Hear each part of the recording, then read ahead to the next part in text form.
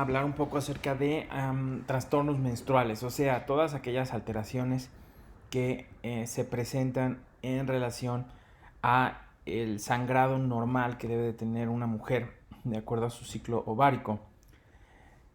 Vamos a hablar de la clasificación nueva, no está nueva, pero bueno, la clasificación que actualmente vamos permeando para que la utilicemos todos y sea más objetiva. Y platicar un poco acerca de diferencias entre dismenorrea y síndrome de tensión premenstrual, etc.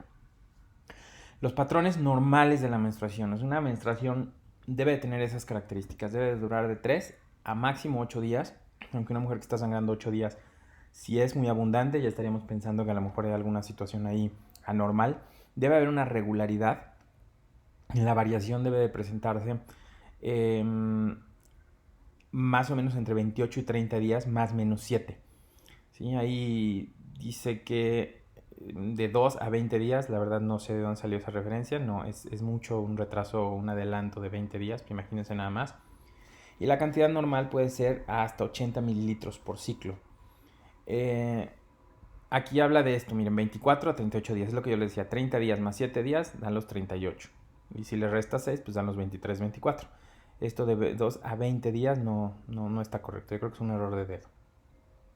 Ahora, ¿cómo definimos sangrado uterino anormal? Pues lo definimos como variaciones que se presenten en la regularidad, o sea, que los ciclos sean irregulares, que haya retrasos, que haya adelantos, en la frecuencia del ciclo, una vez, esto también depende de lo anterior, en la duración de menstruación, los días que una mujer esté sangrando, o en la cantidad de menstruación. Entonces una mujer, por ejemplo, puede estar menstruando durante 9 días, pero menstruando escaso.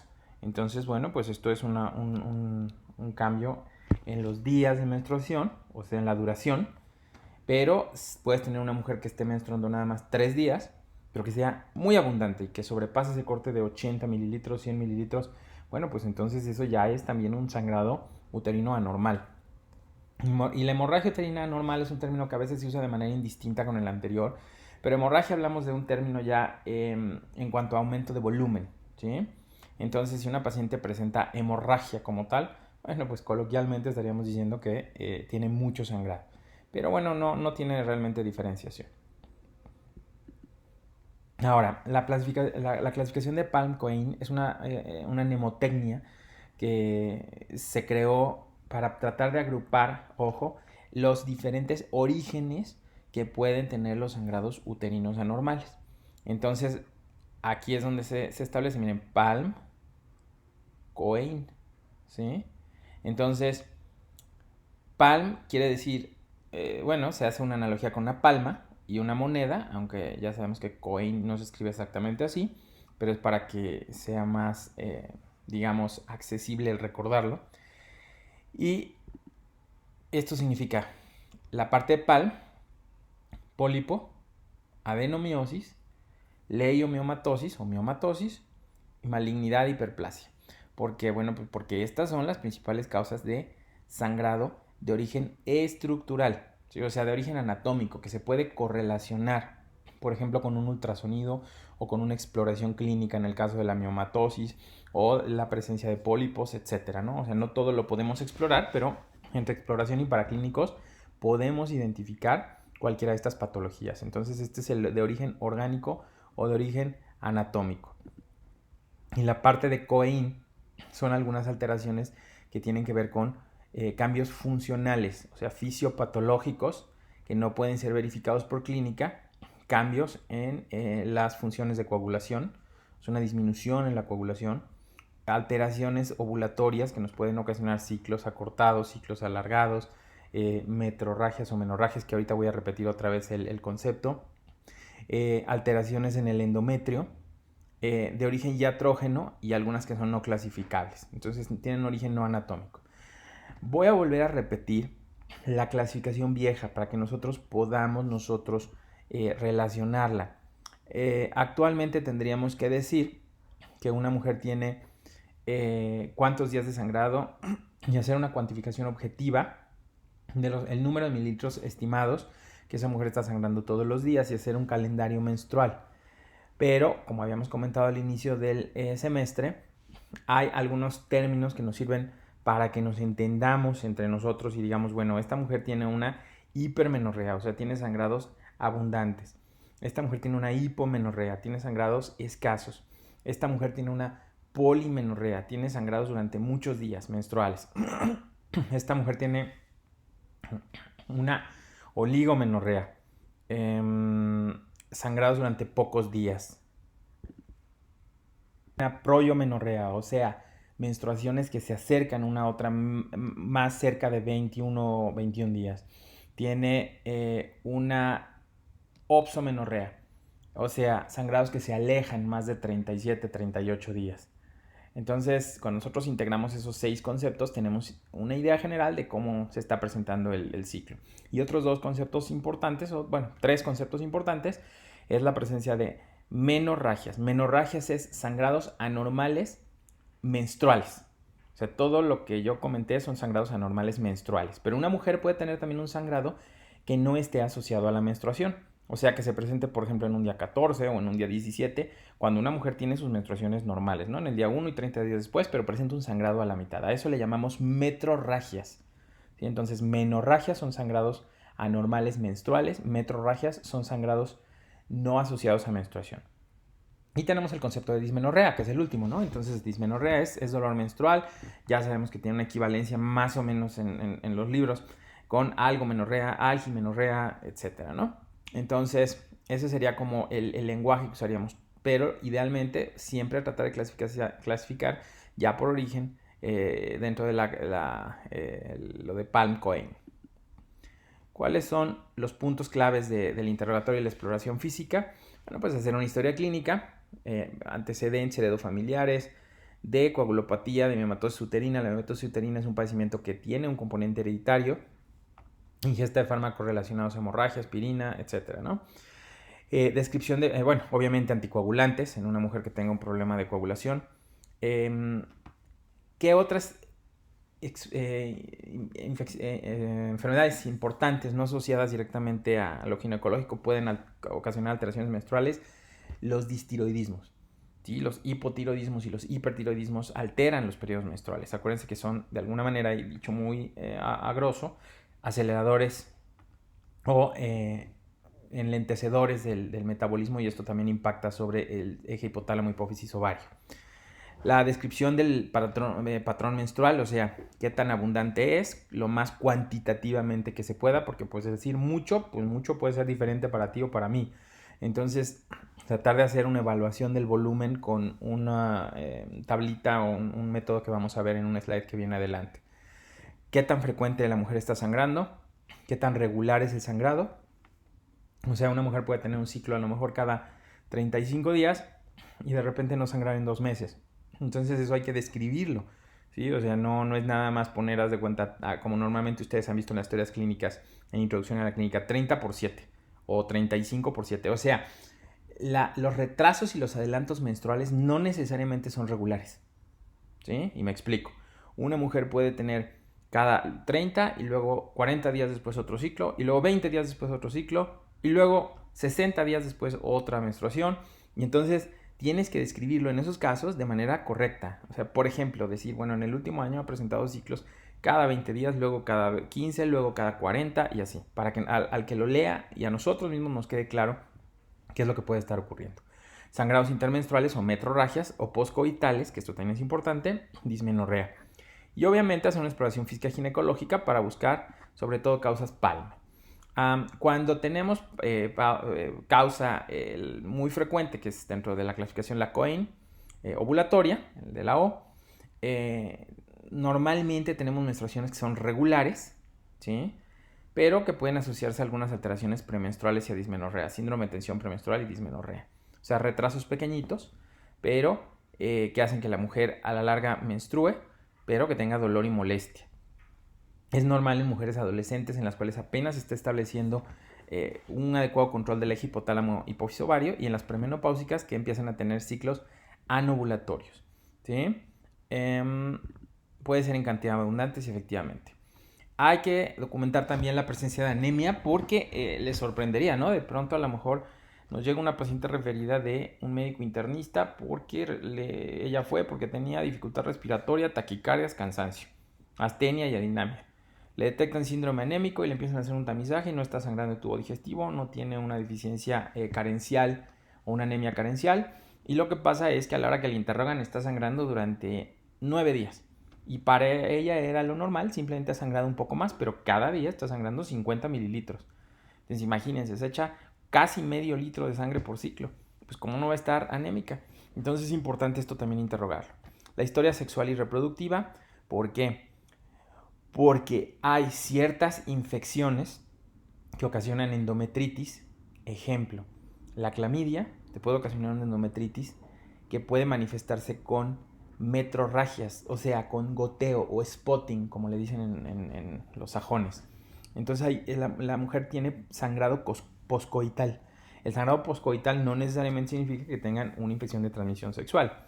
Puede significar también la presencia de un pólipo en el cuello que se erosiona durante la penetración digital o con el pene.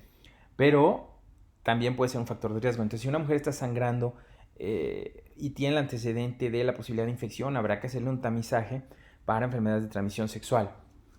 ¿Qué impacto social está teniendo para la calidad de vida? Bueno, obviamente una mujer que tiene que estar con toallas todo el día, que no se puede poner ropa clara, que no se puede poner pantalones apretados porque los va a manchar durante esos días, pues debe también evaluarse. También la hiperprolactinemia, esta también altera los ciclos. La hiperprolactinemia se relaciona con amenorrea. ¿Se acuerdan que lo vimos en el flujograma de diagnóstico de amenorrea? Las mujeres caen en ausencia de menstruación por niveles elevados de prolactina. Entonces siempre se vale pedir un perfil hormonal ginecológico. Y ahorita vamos a ver en los estudios, creo que viene adelante, sí. Bueno, y si no lo mencionamos adelante, ¿qué es lo que habría que pedir? Síntomas asociados, el que haya descarga genital anormal, dolor pélvico.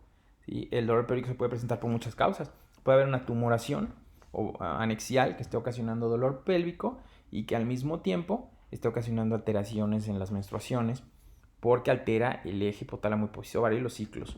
Puede tener una miomatosis, los miomas duelen, y sobre todo la presión, y hacen efecto de compresión sobre el colon y sobre la vejiga. O puede tener algún otro tratamiento, ¿no? Anticoagulantes, anticonceptivos hormonales. Cuando tú tienes un sangrado anormal y una mujer está tomando anticonceptivos, pues lo primero que tienes que hacer es hablar con ella y tratar de rotarla de anticonceptivos, sobre todo si esto se prolonga. Es normal que los anticonceptivos puedan ocasionar un poquito de goteo, sobre todo aquellos que tienen progestinas que no tienen un efecto glucocorticoide sobre el endometrio muy fuerte, y esto hace que las mujeres goteen. O la dosis es baja de estradiol. Entonces lo que tendrías que hacer es primero subir un poquito tu dosis de estradiol, cambiar a una progestina más potente, levonorgestrel, clormadinona, etcétera, y ver si eso estabiliza el endometrio. El Implanon, el Mirena también pueden ocasionar goteos. Entonces, si una mujer después de la colocación de esos anticonceptivos te refiere goteo, ese es un efecto secundario, venía en la clase de anticoncepción.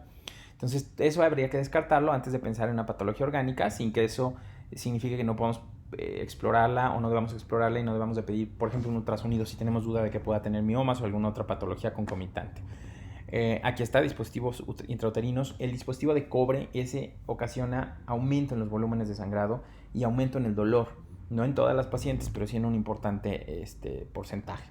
Y descartar el embarazo, bueno, pues si no, en el caso de amenorrea, o sea, cualquier retraso menstrual en una mujer en etapa reproductiva, sobre todo si no está tomando un método anticonceptivo de alta eficacia y de manera y con buena adherencia, ese embarazo hasta no demostrar lo contrario. La exploración física de signos vitales, peso y talla para evaluar el estado nutricional, un examen tiroideo, ¿sí? Examen de la piel, ver que no haya datos de androgenismo, por ejemplo, para síndrome de ovarios poliquísticos, que le ocasionaría ¿qué? Amenorrea, ¿sí? Entonces por eso menciona aquí acantosis, acné, distribución de vello. Examen abdominal para ver que no haya tumoraciones abdominales pélvicas, hepatosplenomegalia, si hay datos de obesidad, porque eso también se puede relacionar con síndrome de ovarios poliquísticos, datos de hiperandrogenismo y datos de hipotiroidismo. Exploración ginecológica, pues una inspección de la vulva, vagina, uretra. ¿Por qué? Porque a veces las mujeres confunden las metrorragias. Una mujer puede tener un sangrado por hemorroides o un sangrado por una infección de vías urinarias y pensar que es una metrorragia. Entonces hay que tener también en cuenta esto. Y en caso necesario, bueno, ver datos de infección, de alguna infección de transmisión sexual o una infestación a ese nivel. Hacer un examen bimanual, un tacto bimanual, ¿sí? Obviamente no en mujeres núbiles. Miren, también hacer tactos rectales en mujeres núbiles tiene sus detallitos, ¿eh? O sea, actualmente no vale la pena ese enfoque de entrada, a menos que esté muy indicado. Y mejor pedir un ultrasonido abdominal. Si no, a una niña de 12, 13 años, 17 años que es núbil, pues a lo mejor a la de 18 le puedes explicar, o 20 que sea núbil, que le va a hacer un tacto rectal para no entrar por la vagina. Pero una niña chiquita puede ser igual de traumático o igual de estresante, entonces deben de tener mucho cuidado. Y descartar presencia de gestación. Bueno, parámetros, los directos, determinación de una biometría hemática. Ah, y el método Higan, que es el que yo les mencionaba, que es darle un punto al número de tapones, toallas que la paciente se cambia, y tiene una sensibilidad y especificidad buena. Y obviamente el interrogatorio, ¿no? El decirle es muy abundante, es muy escaso. Esto tiene su sesgo porque evidentemente la paciente te habla en relación a sí misma. Ella no anda viendo los volúmenes menstruales de la amiga o de la hermana, simplemente conoce los suyos. Entonces, si una mujer toda la vida ha cursado con volúmenes altos, pues a lo mejor para ella no es muy impresionante y realmente está teniendo un aumento en la cantidad que ya cae en lo patológico. El método de Higam es este. Es una cuantificación de sangrado, tratando de darle un peso adecuado al volumen que se deja o se deposita en cada toalla antes del cambio, porque cada mujer es diferente. Hay mujeres que dejan que las toallas se llenen un poquito más, hay mujeres que las cambian muy regularmente. Entonces aquí están las evaluaciones por puntos que se le deben de dar en mililitros, bueno, más bien mililitros de sangrado. Y luego al final de cuentas todo esto lo sumas y puedes llegar a diagnosticar si hay más de 80 mililitros, que es lo que tú consideras como normal. En exámenes de laboratorio, una biometría hemática, una prueba de embarazo, un perfil tiroideo, un perfil androgénico, ok, relativo. Más bien pides un perfil ginecológico que te incluya estradiol, progesterona, FSH, LH, prolactina, y puedes pedir una testosterona si sus sospechas de un síndrome de ovarios poliquísticos, testosterona libre y testosterona total, para poder diagnosticar si está elevada. Y unos tiempos de coagulación. Ahora, la cuestión del perfil hormonal es bien chistosa. Tú lo pides y dices, bueno, pues, ¿cómo lo interpreto, no? Hay algunas patologías que tienen que ver con sangrados anormales que pueden ser muy claras las interpretaciones. Ejemplo, la menorrea. Bueno, tienes una menorrea y es un hipogonadismo hipergonadotrópico, pues es una falla ovárica. Entonces vas a tener la FSH elevada y el estradiol bajo. Pero, por ejemplo, las hipermenorreas, las dismenorreas, pues esas no van a tener un componente de alteración hormonal. Entonces podrías buscar, como mencioné, FSHs elevadas para ver cómo está la función del ovario. Podrías buscar, si lo pides en el día 21, si ojo, si el perfil lo pides en el día 21, tendrías que tener una testosterona elevada por arriba de 10, de 15, que nos hable de que la mujer ovuló. Si la encuentras muy bajita, pues habla que esa mujer no ovuló y esa puede ser la causa de la ausencia de sangrado, pero específicamente para sangrados de origen, no, alteraciones de sangrado de origen de anovulación. Lo que les mencioné del perfil tiroideo también y la prolactina, ¿no? Estudios de gabinete, pues lo ideal, el indicado es un ultrasonido transvaginal, donde tú o endovaginal, que tú puedes ya con eso observar las características del útero, de los anexos, detectar masas anexiales o masas uterinas, detectar el engrosamiento endometrial si es que se presenta, detectar la presencia de pólipos o sospechar los pólipos. Si sospecharas un pólipo a través de un ultrasonido endovaginal, tendrías que solicitar una histerosonografía para poder categorizarlo, porque un pólipo puede ser una causa de sangrado y habría que hacerle una resección por histeroscopía. Y si es necesario hacer una histeroscopía para que puedas hacer una biopsia. Aquí se ve el procedimiento. En cuanto al tratamiento, bueno, pues hay dos tipos de tratamientos. Los tratamientos etiológicos y los tratamientos sintomáticos. Los tratamientos etiológicos tienen que ver con la identificación de una causa subyacente, sobre todo anatómica, y corregirla. Ejemplo, una miomectomía o la presencia de un pólipo, la exéresis del pólipo, o la presencia de un engrosamiento endometrial y una vez biopsiado y detectado que es una hiperplasia, por ejemplo, pues tratamiento con progestinas, como lo vimos el día de cáncer de endometrio, chequen la clase. Y otro enfoque de tratamiento es ver si vas a dar un tratamiento médico o un tratamiento quirúrgico. El tratamiento médico está destinado a poder controlar los signos y síntomas de la alteración menstrual y puede ser no hormonal y hormonal. El no hormonal se basa en la premisa de que hay sustancias que pueden disminuir los volúmenes y las alteraciones de sangrado y las molestias del sangrado, en este caso, por ejemplo, dismenorrea, y se utilizan, por ejemplo, antiinflamatorios no esteroideos. ¿Sí? Puedes utilizar ibuprofeno, 400 miligramos más, o 200 miligramos más bien, cada 8 horas. Puedes utilizar ácido mefenámico, 500 miligramos cada 8. El meloxicam yo no lo he utilizado mucho, les soy sincero, yo uso ibuprofeno, ácido mefenámico. Y estos tienen un efecto de estabilización del sangrado y una reducción de sangrado calculada alrededor de un 40%. O sea, 30-40% disminuye. De un 100 lo bajas a 60. Esto lo tienes que dar obviamente durante el tiempo del sangrado en mujeres que tienen ciclos regulares, o en el caso de que tengan metrorragia se puede agregar unos días. Hay algunos medicamentos antifibrinolíticos como el ácido tranexámico. Es muy muy bueno, el problema es que es caro y hay que darle 1 gramo cada 8 horas, máximo 4 días durante las menstruaciones, y esto también disminuye el volumen. El ácido tranexámico también se utiliza, es el Isteda, se utiliza en cirugía para sangrados. Y también hay otro medicamento que se llama disinone, que es el etamcilato, ese también lo das cada 8 horas y también tiene un efecto procoagulante, por decir así. El danazol no lo utilizamos, no de rutina. Y lo mismo las agonistas de hormonas liberadoras de gonadotropina. Yo les había comentado también en varias clases que a mí no me gustaban, ¿no? ¿Por qué? Bueno, pues porque estos tienen efectos secundarios muy importantes. Mandan a la paciente a un estado de hipoestrogenismo y entonces no es lo más conveniente. Ahora, si tú ves que una mujer no reacciona a tratamiento no hormonal, pues le puedes dar tratamiento hormonal. ¿Sí? El tratamiento hormonal, ¿sí?, puede ser el ciclarla y el darle anticonceptivos. Por ejemplo, si no está ovulando, le podrías dar pura progesterona de segunda fase.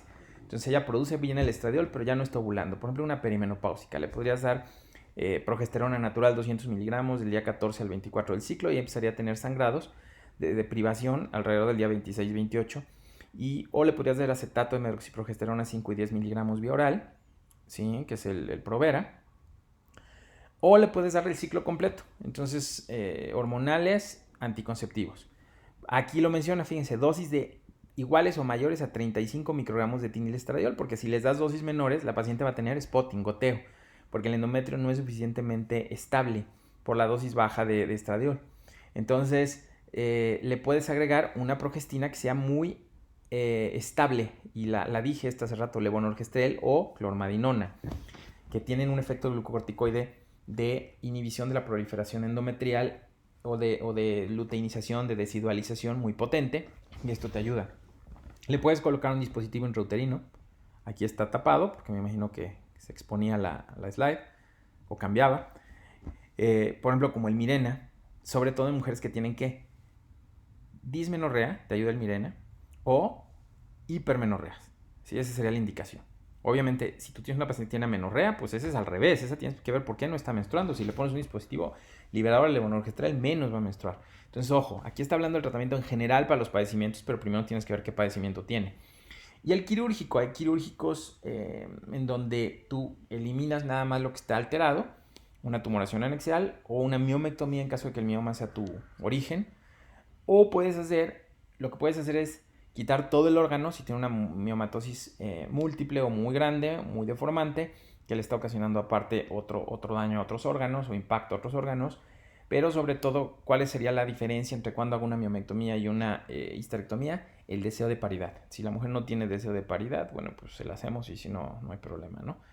Y le podemos hacer una ablación histeroscópica, una histerectomía. Perdón, una ablación endometrial histeroscópica significa congelarle o hacerle en el endometrio una congelación, termachoice, etc. Oigan, doctores, espérenme. Lo que pasa es que me dio como un déjà vu de que esto ya lo habíamos visto, una disculpa, pero ya entendí y me fui a revisar las clases.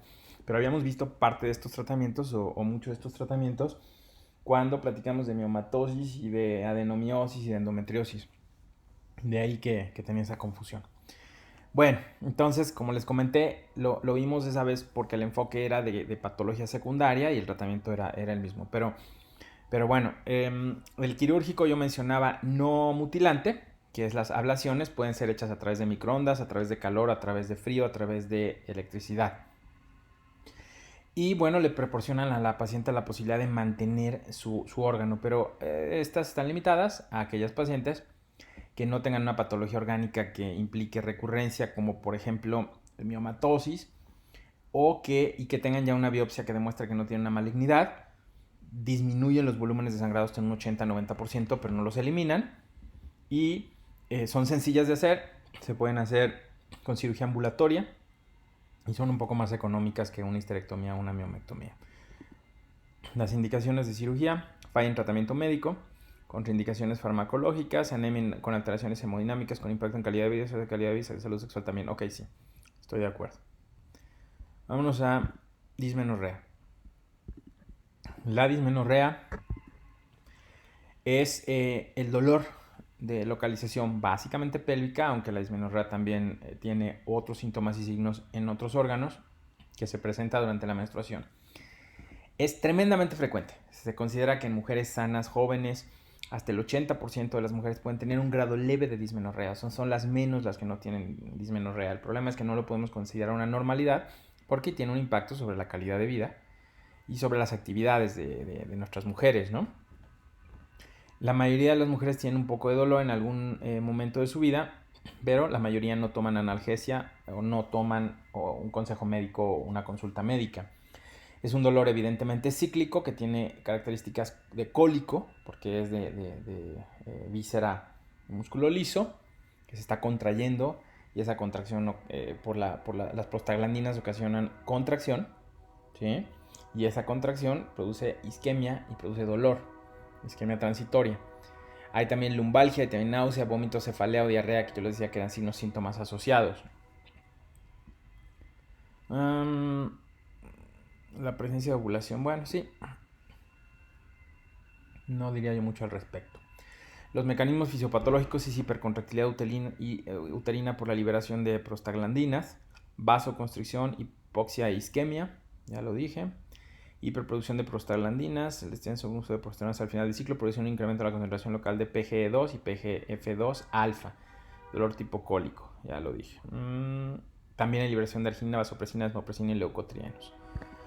Factores de riesgo: mujeres jóvenes, nulíparas, es el motivo por el cual a veces las pacientes te dicen: es que yo desde que me embaracé se me quitó.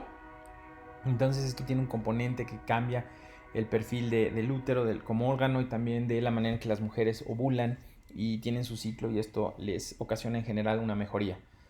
El consumo de tabaco, la cafeína y chocolate, por eso se les debe dar dieta baja en jantinas a las pacientes que tengan dismenorrea. La obesidad también duplica el riesgo. Algunos factores psicológicos lo que hacen es exacerban la expresión o la respuesta de la mujer a la dismenorrea. No es que te duela menos o más, sino que tú lo percibes diferente.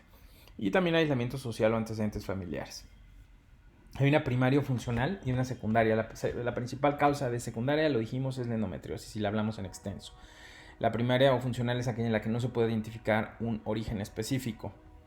¿Sí? ¿Qué se le debe cómo es diferente la primaria y la secundaria? Bueno, pues en la edad de inicio, la dismenorrea secundaria es más avanzada, aquí es donde vemos las endometriosis, aunque también hay mujeres jóvenes con endometriosis. La relación con la menarca, a veces esto va mejorando con el tiempo cuando es primaria, y en cambio la dismenorrea secundaria es más tardía. El dolor puede cambiar en la dismenorrea secundaria, y aquí es como muy franco. Dura de 1 a 3 días con irradiación hacia la zona lumbar.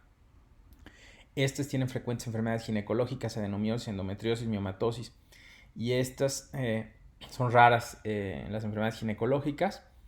Las secundarias se pueden asociar a sangrados anormales. En general, fíjense qué chistoso, las dismenorreas primarias tumban a las pacientes. O sea, la mujer se siente muy mal. Y eso lo ven ustedes, chicas, doctoras. No van a clase, no tienen ganas de salir, no pueden hacer bien sus actividades. La dismenorrea secundaria en general tiene menos síntomas o signos asociados. El empeoramiento de la vida sexual se da más en la secundaria, porque al final de cuentas esta mujer tiene el dolor y ¡pum!, se acaba. Ya no tiene ninguna otra molestia, a menos que tenga síndrome de tensión premenstrual, que puede estar asociado, pero no necesariamente siempre presente. Toda la exploración aquí es normal y responden muy bien a anticonceptivos y a analgésicos. Y en cambio aquí hay una respuesta más baja, porque aquí hay una patología secundaria, una masa, focos endometriósicos, descarga genital anormal, entonces al tacto puede haber dolor. Leve, moderado, severa. Aquí habla de las características de cada uno, no me voy a detener a leerlas, ahí ustedes las pueden ver, pónganle pausa. La diferencia que se puede establecer cuando tú evalúas los niveles o la fuerza de contracción en la dismenorrea, pues habla de la fisiopatología. El diagnóstico, pues hacer todos los antecedentes, la edad de la paciente, cómo empezó este dolor, si hay algún otro dato que nos hable de una enfermedad secundaria, y hacer un ultrasonido pélvico también, puede ser un perfil hormonal, puedes hacer también una laparoscopia diagnóstica. ¿Para qué? Para diagnosticar alguna tumoración o para diagnosticar endometriosis, focos endometriósicos y clasificarla como una secundaria. Tratamiento. Nos vamos un poco como a los tratamientos, ¿se acuerdan que vimos en endometriosis? Analgésicos menores como paracetamol, antiprostaglandínicos, anticonceptivos orales, modificación del estilo de vida y cirugía. La cirugía en una dismenorrea primaria no tiene sentido, pues ¿qué le operas? ¿Sí? Aquí la cirugía está limitada a dismenorreas secundarias en las cuales tú entres a corregir algo. Pero esto te puede dar una modificación del estilo de vida, ejercicio, dieta baja en xantinas, pocas grasas, bajar de peso, anticonceptivos orales porque te dan ciclo y esto hace que tengas un estado hipoestrogénico y esto te puede dar una mejoría. Y antiprostaglandínicos y analgésicos ya los vimos cómo funcionan. Puedes dar, a mí me gustan mucho las combinaciones que utilizan relajantes de músculo liso y aparte dar un AINE. Entonces yo puedo dar, por ejemplo, ibuprofeno y aparte les doy a las pacientes un buscapina o les doy Plidan compuesto. Si aquí sí me puedo dar el lujo de dar nombres comerciales porque pues al final de cuentas es para ustedes y para su práctica. La anticoncepción hormonal, bueno, lo que hace es das anticonceptivos y hacen que los sangrados sean menos abundantes, que haya menos dolor, menos síntesis de prostaglandinas. ¿Cómo se logra este efecto? Yo hablaba hace rato de que las progestinas tienen un efecto sobre receptores glucocorticoides sobre endometrio, que es donde se producen las prostaglandinas. Entonces lo que hacen las progestinas es inhibir la proliferación endometrial y como se inhibe el endometrio y ahí es donde se producen las progestinas que ocasionan el dolor, pues entonces disminuye la molestia. Pero tienes que escoger progestinas que sean con fuerte efecto glucocorticoide como levonorgestrel, clormadinona. Puedes utilizar un dispositivo liberador de levonorgestrel. Este está indicado tanto en dismenorreas primarias como en dismenorreas secundarias. No se usa para eso, pero funciona muy bien. Y aquí ya me fui hasta adelante. Espérenme tantito. Aquí está. Y agonistas de la hormona liberadora de gonadotropina, otra vez, es mucha medicina, doctores. O sea, tú mandas a la paciente a una castración hormonal. Entonces no vale la pena darle, y menos a una mujer de 18-20. O sea, tienes una dismenorrea secundaria, que secundaria endometriosis podrías considerarlo, porque puede ser incapacitante, pero no le voy a dar nunca agonistas de hormona liberadora a una mujer joven con dismenorrea primaria. Y el síndrome de tensión premenstrual, estos son todos los signos y síntomas que se asocian a molestias durante la fase lútea y que se resuelven con la dismenorrea. Entonces hay varios escenarios. Una mujer que tenga síndrome de tensión premenstrual y que no tenga dismenorrea, ¿sí? Y las molestias son antes de la menstruación y al menstruar, ¡pum!, se le quita. Otra que tenga dismenorrea, o sea, no tiene síndrome de tensión premenstrual, está bien, pero en el momento en que empieza a menstruar, ¡zas!, ahí es donde están las molestias. Otra que tenga las dos, que es el peor escenario, entonces tiene síndrome de tensión premenstrual y al menstrual tiene mucha dismenorrea. Y otra que no tenga absolutamente nada. Entonces, todas esas son situaciones que pueden convivir y que ustedes deben de identificar. O sea, no echen todo en la misma bolsa. Diferencien las patologías. Son síntomas variables. La expresión máxima es el síndrome disfórico premenstrual. Ahorita vamos a ver, creo que viene adelante. Hay ciclicidad, pero todo eso es en la fase premenstrual. ¿Cuánto puede durar? Pues a veces hasta 10 días antes de la menstruación. Entonces imagínense una que tenga dismenorrea 7 días, más los 10 días o 15 días postovulatorio que tiene de síndrome de tensión premenstrual, pues ya se aventó más de medio ciclo con molestias o con alguna alteración. Hay aquí un componente más que no se presenta en la dismenorrea, un componente también emocional importante de alteración, de distimia. Entonces estas pacientes pueden tener ansiedad, pueden tener depresión, la expresión máxima, el síndrome disfórico premenstrual, pero esto se va a ver más o menos en un 50% de las pacientes. Esto es lo que mencionaba.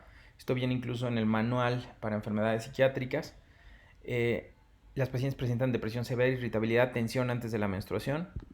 los criterios diagnósticos es esto, que se presente antes, ¿sí? La última semana de la fase lútea, se termina al aparecer la menstruación, puede afectar actividades laborales o habituales, y no son exacerbación de otro trastorno psiquiátrico. O sea, la paciente puede convivir con otro trastorno psiquiátrico, pero no son exacerbación de este porque tienen ciclicidad. Esto es lo que viene en el manual de psiquiatras, los síntomas afectivos, y también se asocia a síntomas somáticos. Entonces la paciente llega y te dice: doctor, es que yo retengo muchísimos líquidos, tengo cefaleas importantes, me distiendo, retengo en las piernas también mucha agua, estoy deprimida, tengo ansiedad, irritabilidad, me enojo con todo el mundo, ¿sí? Entonces es un dolor como más inespecífico, no le duele la pelvis nada más, se siente mal en todo el cuerpo.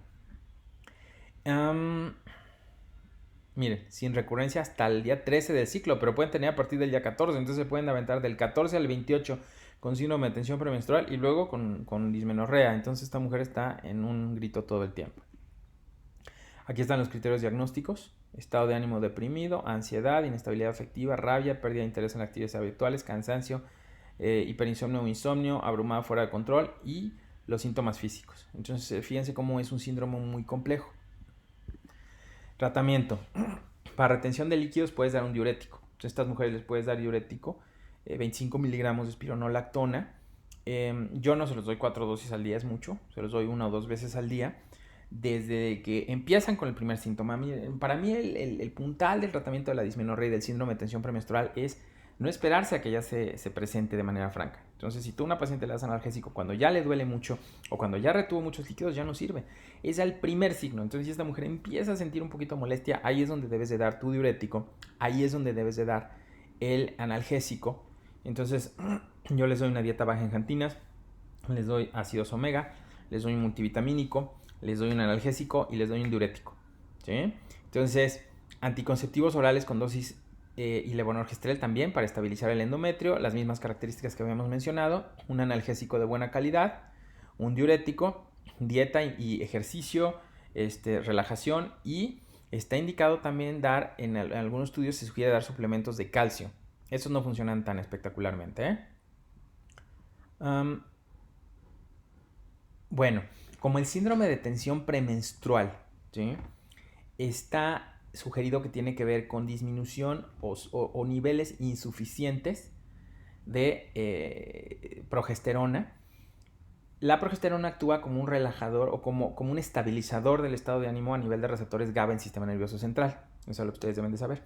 Entonces, cuando esta mujer tiene una fase lútea insuficiente, es cuando se ha visto que cae en síndrome de tensión premenstrual. O sea, puede relacionar niveles bajos de progesterona en mujeres que tienen síndrome de tensión premenstrual. Entonces lo que tú tienes que dar es una progestina que actúe de manera agonista a receptores GABA en sistema nervioso central, que se parezca a la epipregnenolona o a la alopregnenolona, que son los metabolitos de la progesterona que funcionan sobre receptores GABA y que estabilizan el ánimo. Entonces, número 1, si vas a usar anticonceptivos, usa ciclos de 24/4, no de 21/7, porque esos 7 días te quedas descubierta, baja la progestina y la paciente se siente mal. Y número 2, usa un metabolito o una progestina que tenga un efecto adecuado, puede ser la clormadinona. Esa tiene un buen efecto, entonces utilizas clormadinona 24/4, utilizas todas las demás medidas y a la paciente le puede ir mucho mejor. O acetato de medroxiprogesterona, que es muy parecida a la progesterona natural. Entonces acuérdense, es mantener la fase lútea el mayor tiempo posible.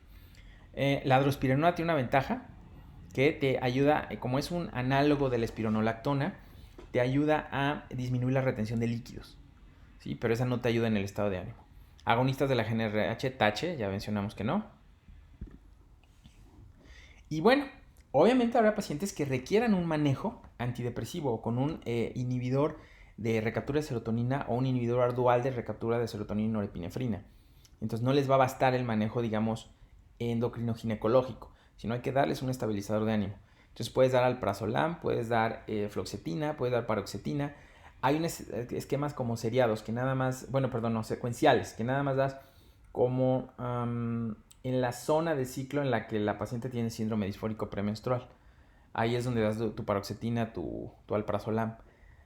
Esto yo tengo mis dudas porque pues haría que algunos días estuviera tomando antidepresivo, otros no, pero bueno, así está indicado. Entonces, pueden dar estos antidepresivos en mujeres, pero siempre tengan el conocimiento de los efectos secundarios y asesorados por una persona que tenga experiencia en ellos, ¿no? Me parece que esta es la última. Se cubrió lo que se necesitaba cubrir. Y bueno, nos vemos en la que sigue.